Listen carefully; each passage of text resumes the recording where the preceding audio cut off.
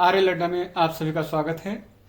आज की जो वीडियो हम लेकर आए हैं ये एआईबी के उन कैंडिडेट के लिए है जो एग्ज़ाम देने वाले हैं। आपको पता होगा कि नए एक्ट जोड़ दिए गए हैं जिनमें से एक बीएनएस है।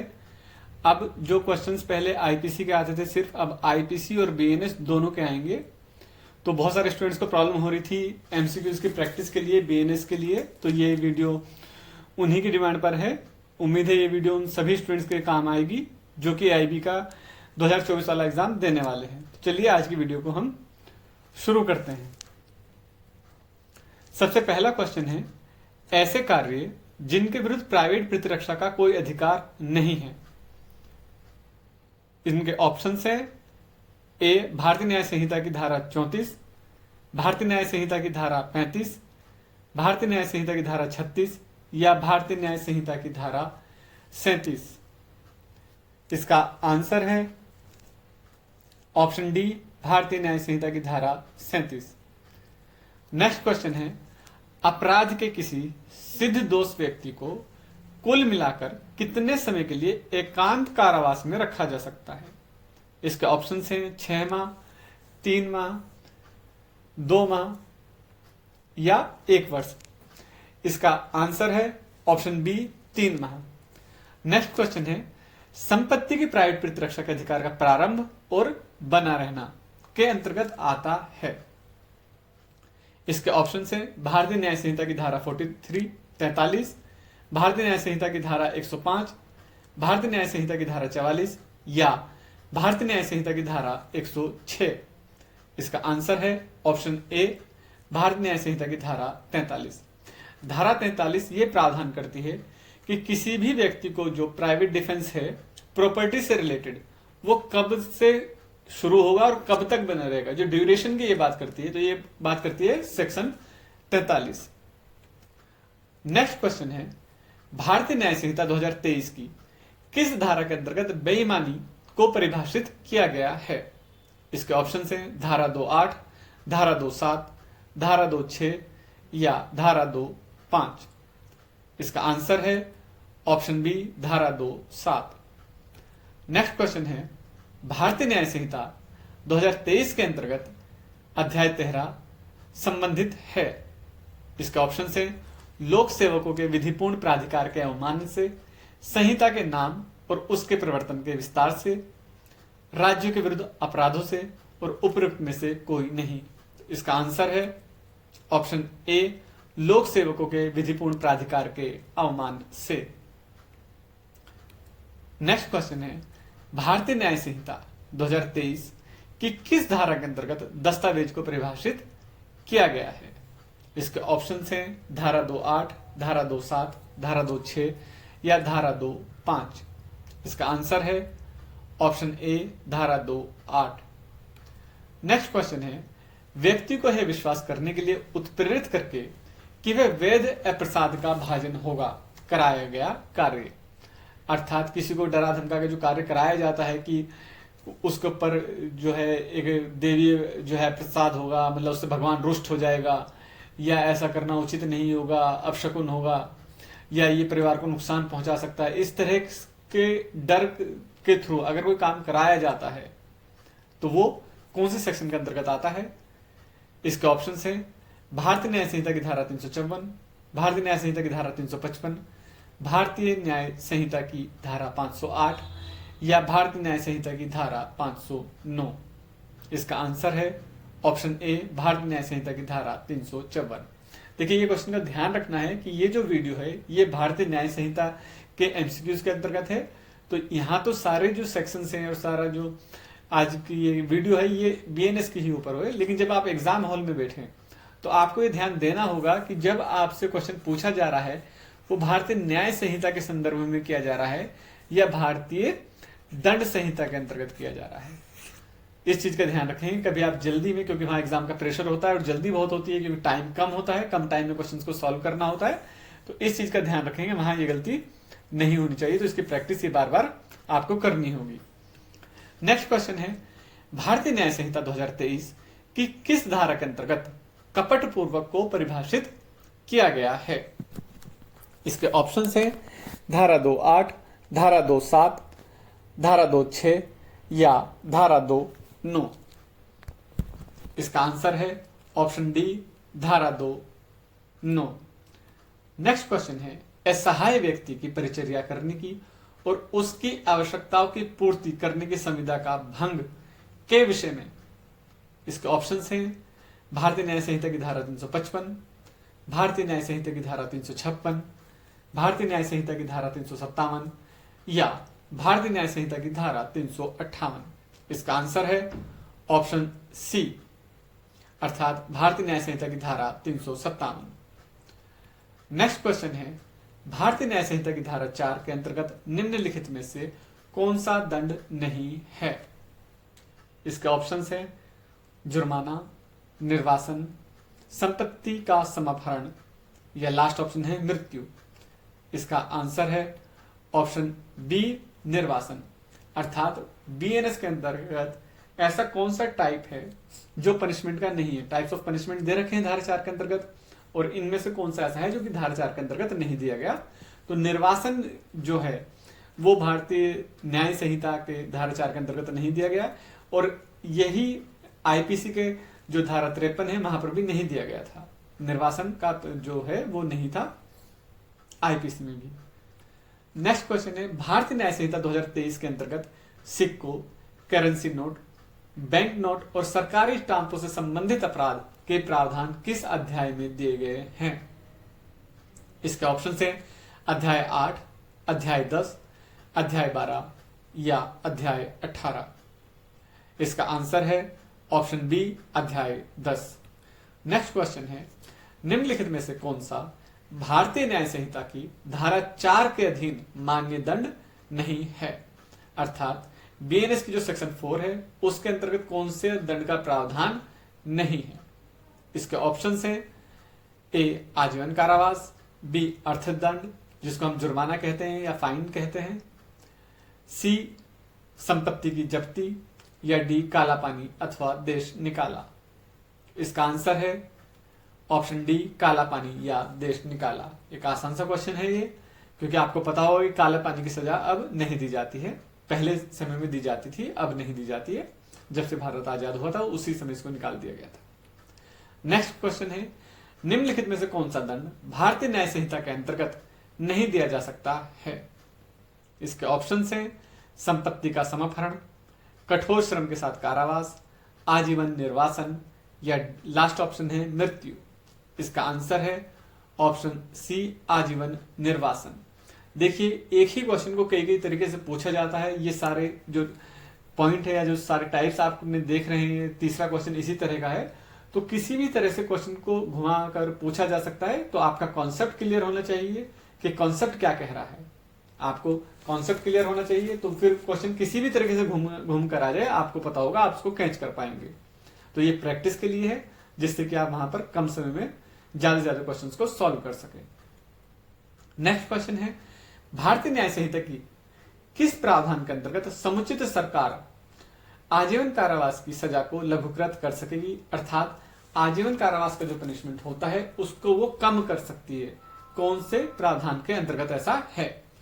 इसके ऑप्शंस हैं धारा 6, धारा 3, धारा 4 या धारा 5।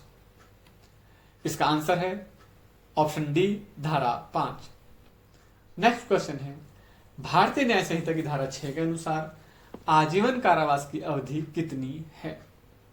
इसके ऑप्शन से 20 वर्ष, 14 वर्ष, 16 वर्ष या लास्ट ऑप्शन है 12 वर्ष।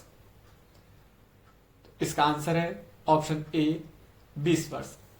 देखिए यहां पर ये क्लियर कर लेंगे कि ये जो 20 वर्ष है ये गणना करने के माध्यम से है। गणना करना अर्थात काउंटिंग करना, ठीक है। अगर हम गणना करने की बात करेंगे तो 20 वर्ष के समतुल्य है, परंतु आजीवन कारावास का जो पनिशमेंट होता है वो लाइफ जो शेष प्राकृत जीवन है, जो शेष जीवन बचा होता है ना, ये उस तक के लिए होता है। जो शेष जीवन बचा हो उसका आजीवन कारावास होगा। लेकिन अगर हम गणना करेंगे, हम काउंटिंग करेंगे तो ये 20 वर्ष के समतुल्य माना जाता है और सेक्शन 6 के अनुसार है।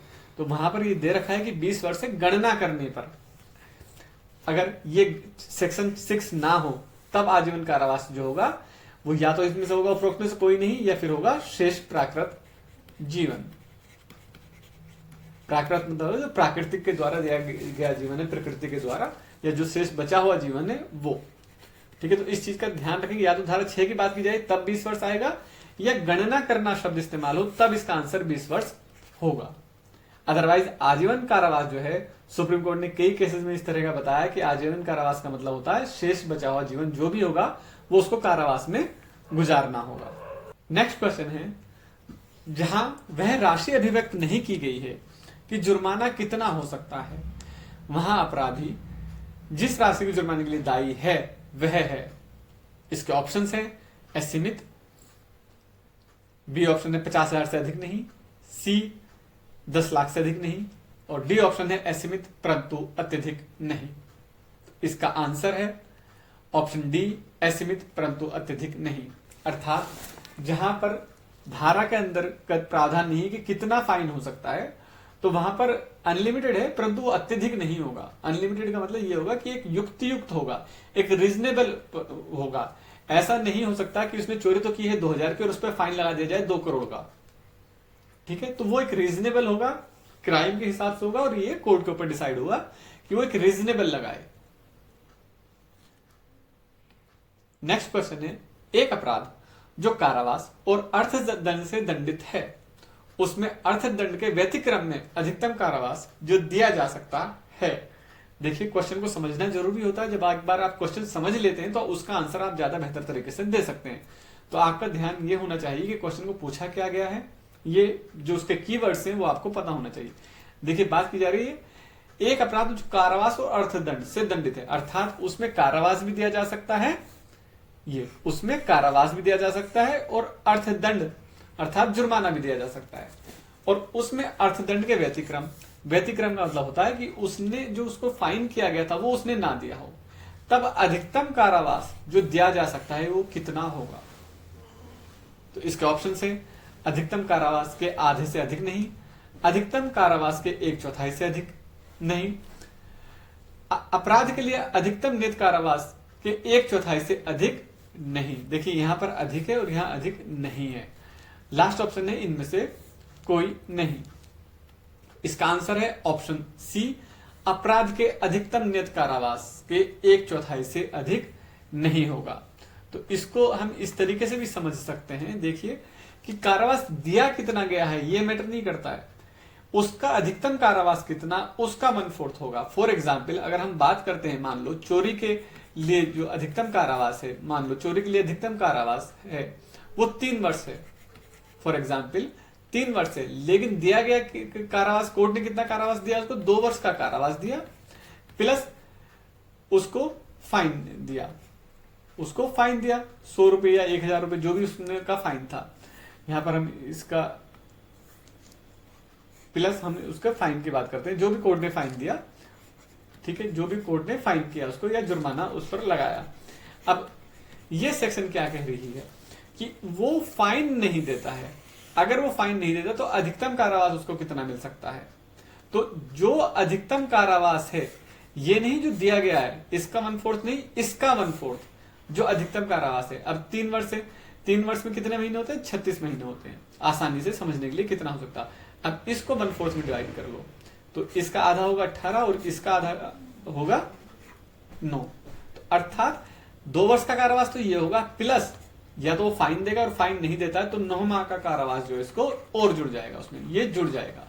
तो अब टोटल कितना होगा, 2 माह, 2 वर्ष और 9 माह तक का या 9 महीने तक का उसको कारावास दिया जाएगा। ये चीज ध्यान रखने वाली है कि अधिकतम कारावास की बात की जा रही है। नेक्स्ट क्वेश्चन है, भारतीय न्याय संहिता के अंतर्गत कौन से अध्याय में एकांत परिरोध के प्रावधानित किया गया है। इसके ऑप्शन है अध्याय 2, अध्याय 3, अध्याय 4 या अध्याय 5। इसका आंसर है ऑप्शन ए, अध्याय 2। नेक्स्ट क्वेश्चन है, ऐसे अपराध के लिए जो केवल सामुदायिक सेवा से दंडनीय हो, सामुदायिक सेवा में व्यतिक्रम की दशा में, कि जो उसको कारावास दिया गया था वो सामुदायिक सेवा का दिया गया था। अब अगर वो सामुदायिक सेवा नहीं करता है तो क्या पनिशमेंट होगा? इसके ऑप्शन है, जो कारावास है वो सादा होगा, कारावास सश्रम होगा, कारावास सश्रम अथवा साधारण हो सकता है, या लास्ट ऑप्शन है कोई कारावास नहीं होगा। तो इसका उत्तर है ऑप्शन ए, कारावास सादा होगा। अर्थात जहां पर कोर्ट ने पनिशमेंट उसको दिया है कि वो सामुदायिक सेवा करे और वो सामुदायिक सेवा नहीं करता, व्यतिक्रम करता है, तब उसको जो कारावास होगा वो साधारण कारावास होगा, सश्रम कारावास नहीं होगा। नेक्स्ट क्वेश्चन है, यदि अभियुक्त किसी मामले में 1 वर्ष से अधिक समय की सजा से दंडित किया गया है तो एकांतवास की सजा अधिक नहीं होगी। कितने से? 1 माह से, 2 माह से, 3 माह से, या कोई सीमा नहीं है। तो इसका उत्तर है ऑप्शन सी, 3 माह से अधिक नहीं। नेक्स्ट क्वेश्चन है, भारतीय न्याय संहिता की धारा 11 एवं 12 के अनुसार किसी दोष सिद्ध को दिए गए दंड के किसी भाग अथवा भागों की अवधि के लिए एकांत परिरोध में रखा जा सकता है। निम्न में से कौन सा सही नहीं है? देखिए, कौन सा सही नहीं है वो बताना है। तो इसके ऑप्शन से कुल मिलाकर 3 माह की अवधि से अधिक ना हो, यदि सजा की अवधि 6 माह से अधिक और 1 वर्ष से अधिक नहीं है तो यह 3 माह की अवधि से अधिक नहीं होगा। यदि सजा की अवधि 1 वर्ष से अधिक है तो 3 माह की अवधि से अधिक नहीं। किसी भी अवस्था में एकांत परिरोध की अवधि एक बार में 14 दिवस से अधिक नहीं होगी। देखिए, जो सही नहीं है वो बताना है। तो इसका आंसर है ऑप्शन बी, यदि सजा की अवधि 6 माह से अधिक और 1 वर्ष से अधिक नहीं है तो 3 माह की अवधि से अधिक नहीं। नेक्स्ट क्वेश्चन है, निम्नलिखित में से कौन सा भारतीय न्याय संहिता की धारा 14 का एक आवश्यक तत्व नहीं है? इसके ऑप्शन है, एक व्यक्ति द्वारा किया गया कोई कार्य जिसे करने के लिए वह विधि द्वारा बाध्य है अथवा बाध्य होने का विश्वास करता है। बी, विश्वास तथ्य की भूल के कारण होना चाहिए, विश्वास सद्भावपूर्वक किया गया होना चाहिए, विश्वास विधि की भूल के कारण भी हो सकता है। इसका आंसर है ऑप्शन डी, विश्वास विधि की भूल के कारण भी हो सकता है। यह आवश्यकता तो नहीं है। नेक्स्ट क्वेश्चन है, भारतीय न्याय संहिता 2023 के अंतर्गत स्त्री और बालकों के विरुद्ध यौन अपराध से संबंधित प्रावधान किस अध्याय में दिए गए हैं? इसके ऑप्शन है अध्याय 4, अध्याय 5, अध्याय 6 या अध्याय 7। इसका आंसर है ऑप्शन बी, अध्याय 5। नेक्स्ट क्वेश्चन है, सूत्र तथ्यागत भूल क्षम्य है संबंधित है भारतीय न्याय संहिता की धारा 11 से, धारा 14 से, धारा 18 से या उपरोक्त में से कोई नहीं। इसका आंसर है ऑप्शन बी, भारतीय न्याय संहिता की धारा 14 से।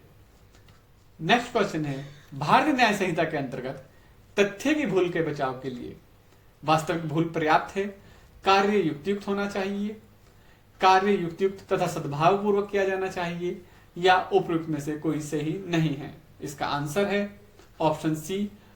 नेक्स्ट क्वेश्चन है, भारतीय न्याय संहिता 2023 के अंतर्गत दस्तावेज और संपत्ति चिन्हों से संबंधित अपराधों के प्रावधान किस अध्याय में दिए गए हैं? अध्याय 15, अध्याय 16, अध्याय 17 या अध्याय 18? इसका आंसर है ऑप्शन डी, अध्याय 18। देखिए, जो स्टूडेंट भी एआईबी के एग्जाम देने वाले हैं उनसे के लिए हमारे चैनल पर बहुत सारी वीडियोस पड़ी हुई हैं जिनमें प्रीवियस ईयर के पेपर हैं, सॉल्व पेपर हैं। इसके साथ ही साथ जो हमारे ग्रुप में हैं जितने भी प्रीवियस ईयर के पेपर हैं वो फ्री में उनको मिल रहे हैं। साथ ही साथ कुछ मॉडल टेस्ट पेपर फ्री में मिलेंगे, साथ ही साथ स्टडी मटेरियल भी उनको फ्री में मिल रहा है। तो जो लोग भी एआईबी की तैयारी कर रहे हैं वो हमारे ग्रुप से जुड़े और जो भी मटेरियल उनको मिल रहा है इस तरह की वीडियोस का वो लाभ ले सकते हैं। वो फ्री ऑफ कॉस्ट है। बहुत सारी चीजें आपको फ्री ऑफ कॉस्ट मिलेंगी। वो ग्रुप में आपको पीडीएफ फॉर्म में मिलते रहेंगे, साथ ही साथ कुछ वीडियोस वगैरह मिलती हैं। तो इन चीजों से अपडेट रहने के लिए या इन चीजों का लाभ उठाने के लिए हमारे चैनल को सब्सक्राइब जरूर करें। नेक्स्ट क्वेश्चन है, विधि के समान उद्देश्यों के अनुवर्तन में अपने वरिष्ठ अधिकारी के आदेश से एक सैनिक एक शांत भीड़ पर गोली चलाता है जिससे से नामक व्यक्ति की मृत्यु हो जाती है। यहां ए, इसके ऑप्शन है भारतीय न्याय संहिता 2023 की धारा 14 के अनुसार उत्तरदायी नहीं होगा, भारतीय न्याय संहिता 2023 की धारा 18 के अनुसार उत्तरदायी नहीं होगा, भारतीय न्याय संहिता 2023 की धारा 304 के अनुसार उत्तरदायी नहीं होगा, या लास्ट ऑप्शन है भारतीय न्याय संहिता 2023 की धारा 307 के अनुसार उत्तरदायी नहीं होगा। इसका आंसर है ऑप्शन ए, धारा 14 के अनुसार उत्तरदायी नहीं होगा। नेक्स्ट क्वेश्चन है इग्नोरेंशिया जुरिस नॉन एग्जीक्यूट के सिद्धांत से तात्पर्य है। इसके ऑप्शंस हैं विधि की जानकारी ना होना कोई माफी नहीं है, तथ्य की जानकारी ना होना कोई माफी नहीं है, विधि की जानकारी ना होना माफी योग्य है, या तथ्य की जानकारी होना माफी योग्य है। इसका आंसर है ऑप्शन ए, विधि की जानकारी ना होना कोई माफी नहीं है। नेक्स्ट क्वेश्चन है के ने सद्भाव पूर्वक हे को एक प्रेत समझा तथा ऐसी चोटें पहुंचाई जिससे कि उसकी मृत्यु हो गई। इस मामले में निम्नलिखित कथनों में से कौन सा सही है? इसका ऑप्शन से के दोषी है एवं सदोष मानव वध के लिए दायित्वाधीन है, के ने कोई अपराध नहीं किया है क्योंकि वह तथ्य की भूल पर बचाव का दावा करने का अधिकारी है, के हत्या के लिए दायित्वाधीन है, के उपेक्षा द्वारा मृत्यु कारित करने के लिए दायित्वाधीन है। इसका आंसर है ऑप्शन बी, के ने कोई अपराध नहीं किया है क्योंकि वह तथ्य की भूल पर बचाव का दावा करने का अधिकारी है। नेक्स्ट क्वेश्चन है एक न्यायालय ने अपने अधिकारी के को आदेश दिया कि वह चे को बंदी बना ले। के ने उचित जांच करने के बाद यह विश्वास किया कि टे ही चे है, टे को बंदी बना लिया गया। इस स्थिति में के ने टे को सदोष बंदी बनाने का अपराध किया है, के ने कोई अपराध नहीं किया। के का कृत्य बल की परिभाषा में आता है, के ने न्यायालय के आदेश की अवज्ञा की है। इसका आंसर है ऑप्शन बी, के ने कोई अपराध नहीं किया है। देखिए जो ये चैप्टर है जनरल एक्सेप्शन का, साधारण अपवाद का, यहां से अक्सर क्वेश्चन बनते हैं, तो यहां पर इनके अच्छे से आपको प्रैक्टिस करनी होगी क्योंकि अक्सर वहां से क्वेश्चन आते हैं। जो भी चैप्टर 3 है साधारण अपवाद की श्रेणी में है, और ये जो क्वेश्चन आपको दिए गए हैं अक्सर ये क्वेश्चन आते हैं। वहां पर ABCD को हटा सकते हैं, के को हटा सकते हैं, के टे चे को हटा सकते हैं, राम श्याम कर सकते हैं, लेकिन आपको कॉन्सेप्ट पता होना चाहिए। नेक्स्ट क्वेश्चन है भारतीय न्याय संहिता 2023 के निम्न प्रावधानों में से किसमें कहा गया है कि कोई बात अपराध नहीं है जो न्यायाधीश द्वारा न्यायिक कार्य करते हुए किया गया है? इसके ऑप्शन है धारा 13, धारा 14, धारा 15 या धारा 17। इसका आंसर है ऑप्शन सी, धारा 15। नेक्स्ट क्वेश्चन है जब न्यायिक कार्य करते हुए न्यायाधीश किसी ऐसी शक्ति का प्रयोग करता है जिसके बारे में उसे सद्भावना पूर्वक विश्वास है कि वह विधि द्वारा उसे दी गई है, तब न्यायाधीश का कार्य। इसका ऑप्शन है अपराध है क्योंकि कानून की जानकारी न्यायाधीश को होनी चाहिए, अपराध नहीं है, न्यायनीय है, अक्षम्य है और अधिकतम न्याय देना चाहिए। इसका आंसर है ऑप्शन बी, अपराध नहीं है। नेक्स्ट क्वेश्चन है भारतीय न्याय संहिता की निम्नांकित कौन सी धारा विधि की भूल क्षम्य नहीं है सिद्धांत को समाविष्ट करती है?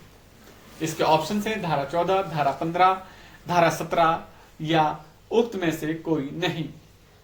इसका आंसर है ऑप्शन सी, धारा 17। नेक्स्ट क्वेश्चन है न्यायालय की आदेशिका का अनुपालन करते हुए सद्भावना पूर्वक किया गया कार्य भारतीय न्याय संहिता की किस धारा के अंतर्गत सामान्य अपवादों के अंतर्गत आता है? इसके ऑप्शन है धारा 14, धारा 15, धारा 16 या धारा 17। इसका आंसर है ऑप्शन सी, धारा 16। नेक्स्ट क्वेश्चन है एक्स कुल्हाड़ी से काम कर रहा है, कुल्हाड़ी का फल उसमें से निकलकर उछल जाता है और निकट खड़ा व्यक्ति वाई उससे मारा जाता है। यहां यदि एक्स की ओर से उचित सावधानी का कोई अभाव नहीं था तो एक्स का कृत्य क्षमा योग्य नहीं है, अपराध है, क्षमा योग्य है, अपराध नहीं है, अपराध है लेकिन परिवीक्षा का लाभ देना अनिवार्य है। लास्ट ऑप्शन है मृतक के विधिक प्रतिनिधि की इच्छा पर निर्भर करेगा कि यह अपराध है अथवा नहीं। इसका आंसर है ऑप्शन बी, क्षमा योग्य है, अपराध नहीं है। नेक्स्ट क्वेश्चन है ए कुल्हाड़ी से ऐसी जगह लकड़ी काट रहा है जहां बच्चे खेल रहे हैं, कुल्हाड़ी उछल जाती है और पास में खड़े एक बच्चे को जान से मार देती है। ए दोषी है, किसी अपराध के लिए नहीं, हत्या के लिए, सदोष मानव वध के लिए या उपेक्षा द्वारा मृत्यु कारित करने के लिए। इसका आंसर है ऑप्शन डी उपेक्षा द्वारा मृत्यु कारित करने के लिए। देखिए ये क्वेश्चन दोनों साथ साथ दिए गए हैं। वजह ये कि दोनों क्वेश्चन आते हैं, जब पेपर को थोड़ा सा टफ बनाना होता है तब ये क्वेश्चन आता है, और जब पेपर इजी बनाना होता है तो पहला वाला क्वेश्चन आता है। एग्जाम्पल जब आप पहली नजर में देखते हैं तो दोनों लगभग सेम नजर आएंगे। इसमें डिफरेंस क्या होता है? देखिए डिफरेंस होता है बच्चों को खेलने को लेकर, और हम जल्दी में क्या करते हैं कि इस एग्जाम्पल को पढ़ते हैं, यहां से पढ़ा और ये पढ़ा, और हम पहले वाला आंसर दे देते हैं कि कोई अपराध नहीं किया, और इसको हम इग्नोर कर देते हैं या स्किप कर देते हैं। ये बड़ी गलती होती है, ये जल्दी में हम वो निकाल देते हैं। लेकिन इस चीज का ध्यान रखना है कि जहां बच्चे खेल रहे हैं वहां पर वो लायबल होते हैं। वजह क्या है कि देखिए बच्चों का जो स्वभाव होता है वो बहुत चंचल होता है।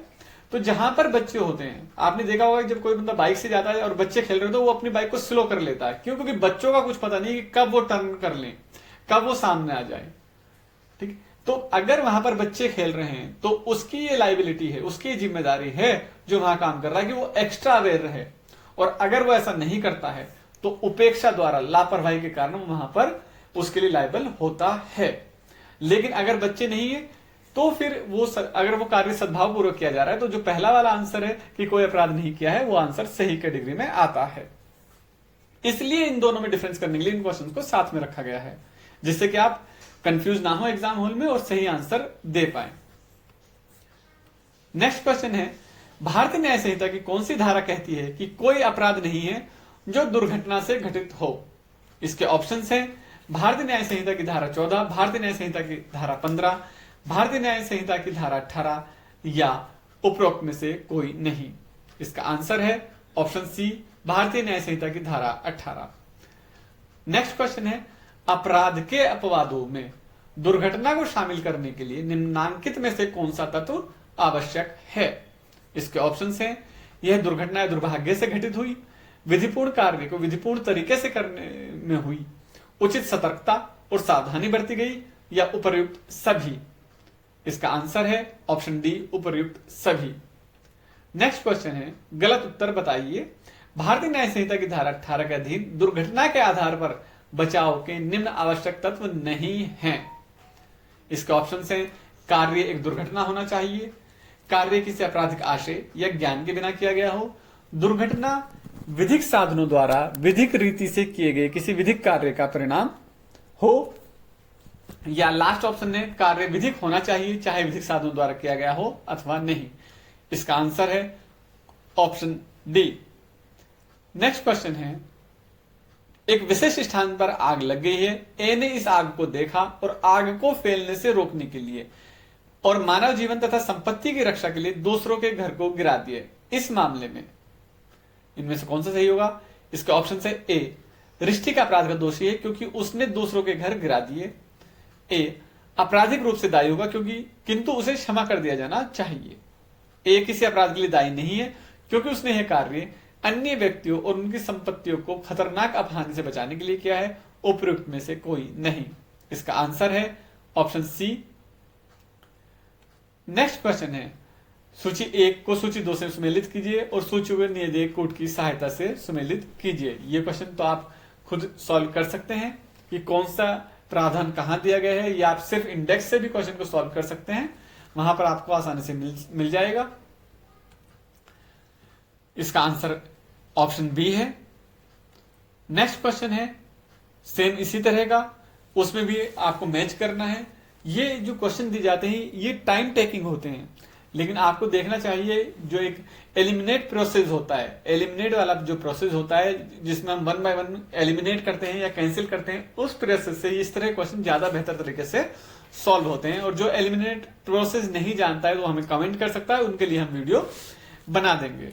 इसका ऑप्शन जो आंसर है वो ऑप्शन ए है। नेक्स्ट क्वेश्चन है, जब अपराध घटित करने वाला कोई कार्य किसी 7 वर्ष की आयु के शिशु द्वारा किया जाता है तो ऐसा शिशु समझा जाता है। इसके ऑप्शन है अपराध करने में सक्षम, अपराध करने में अक्षम, उपरोक्त दोनों में से कोई नहीं, उपरोक्त दोनों में से कोई भी। तो इसका आंसर है ऑप्शन बी, अपराध करने में अक्षम। नेक्स्ट क्वेश्चन है, भारतीय न्याय संहिता 2023 में नासमझ गुड़िया को आपराधिक दायित्व से छूट निम्न किस धारा में प्राप्त है? इसके ऑप्शन हैं धारा 19, धारा 20, धारा 22 या धारा 24। इसका आंसर है ऑप्शन बी धारा 20। देखिए ना समझ गुड़िया का भी आ सकता है, 7 वर्ष से कम के लिए भी आ सकता है, डॉली इन कैपेक्स के नाम से भी आ सकता है। ये सारे एक ही चीज हैं, तो ये आपको पता होना चाहिए किस तरह से क्वेश्चन पूछा जा रहा है। ना समझ गुड़िया का मतलब होता है जिसको समझ ना हो डॉल की तरह, और वो 7 वर्ष से कम के बच्चे का प्रावधान है, अगर आपने ये कॉन्सेप्ट पढ़ा होगा। और उसको ही अगर लैटिन वर्ड में हम बात करें या मैगजीन की हम बात करते हैं तो उसमें डॉली इन कैपेक्स लिखा हुआ आता है, डॉली इन कैपेक्स, तो ये पता होना चाहिए। नेक्स्ट क्वेश्चन है, वर्ष से कम आयु के बच्चे द्वारा किया गया अपराध अपराध नहीं माना जाता। तो कितने वर्ष से कम आयु के बच्चे का अपराध नहीं माना जाता? इसका ऑप्शन है 7, 8, 12 या 10। तो इसका आंसर है ऑप्शन ए 7, अर्थात 7 वर्ष से कम आयु के अगर कोई बच्चा है, उससे कम आयु का कोई बच्चा है, तो उसके द्वारा किया गया अपराध अपराध नहीं माना जाता है। नेक्स्ट क्वेश्चन है, भारतीय न्याय संहिता के अंतर्गत एक शिशु को अपराध करने में सक्षम समझ लिया जाता है। इसके ऑप्शन से जब वह 7 वर्ष से कम आयु का हो, जब वह 7 वर्ष से अधिक परंतु 12 वर्ष से कम आयु का हो, जब वह पूरा 7 वर्ष का हो, जब वह 12 वर्ष से कम उम्र का हो। तो इसके का जो आंसर है वो है ऑप्शन बी, जब वह 7 वर्ष से अधिक परंतु 12 वर्ष से कम आयु का हो। देखिए इस तरह की और आपको वीडियो देखनी है जो कि एआईबी के एग्जाम के पॉइंट ऑफ व्यू से है, तो बहुत सारा मटेरियल हमारे यूट्यूब चैनल पर पड़ा हुआ है। प्रीवियस ईयर के लगभग सभी पेपर पड़े हुए हैं, उसके साथ ही साथ इंपॉर्टेंट टॉपिक पड़े हुए हैं, साथ ही पीडीएफ फाइलें भी फ्री में मिल रही है। तो उसके लिए आपको हमारे ग्रुप से ज्वाइन होना पड़ेगा, वहां पर आपको प्रीवियस ईयर की फ्री पीडीएफ मिल जाएगी सभी, साथ में स्टडी मटेरियल भी बहुत सारा मिल जाएगा और कुछ मॉडल टेस्ट वगैरह हैं वो भी आपको फ्री में मिल जाएंगे। तो अगर आप एआईबी का एग्जाम देने वाले हो या आपके फ्रेंड सर्किल में कोई देने वाला हो तो उनको ये वीडियो जरूर शेयर कीजिए, जिससे कि वो भी इसका फायदा उठा सके। साथ ही साथ आप किसी और टॉपिक पर अगर वीडियो चाहते हैं तो हमें कमेंट जरूर करें। नेक्स्ट क्वेश्चन है, ये कथन और स्टेटमेंट उसका रीजन बताया गया है क्या है क्या नहीं, क्योंकि कभी कभी इस तरह के क्वेश्चन भी आ जाते हैं। तो ये क्वेश्चन आप सॉल्व कर सकते हैं, बहुत ज्यादा डिटेल में हम नहीं जाएंगे नहीं तो वीडियो लंबी हो जाएगी। इसका आंसर है ऑप्शन बी। नेक्स्ट क्वेश्चन है, भारतीय न्याय संहिता की किस धारा के अंतर्गत विकृत व्यक्ति के कार्य को अपराध नहीं माना जाता है? इसके ऑप्शन है धारा 21, धारा 22, धारा 23 या धारा 25। इसका आंसर है ऑप्शन बी धारा 22। नेक्स्ट क्वेश्चन है, भारतीय न्याय संहिता की धारा 22 में कौन सी अभिव्यक्ति प्रयुक्त की गई है? इसके ऑप्शन है पागलपन, मानसिक बीमारी, चित्त विकृति या उन्मुक्तता। तो इसका आंसर है ऑप्शन सी चित्त विकृति। नेक्स्ट क्वेश्चन है, भारतीय न्याय संहिता की कौन सी धारा अनैच्छिक मतता के आधार पर प्रतिरक्षा से संबंधित है? इसके ऑप्शन है धारा 21, धारा 22, धारा 23 या धारा 25। इसका आंसर है ऑप्शन सी धारा 23। तो ये आज की वीडियो थी। नेक्स्ट वीडियो आप किस टॉपिक पर चाहते हैं हमें कमेंट करके जरूर बताएं, और इस तरह की वीडियो आपको मिलती रहे उसके लिए हमारे चैनल को सब्सक्राइब जरूर कीजिए।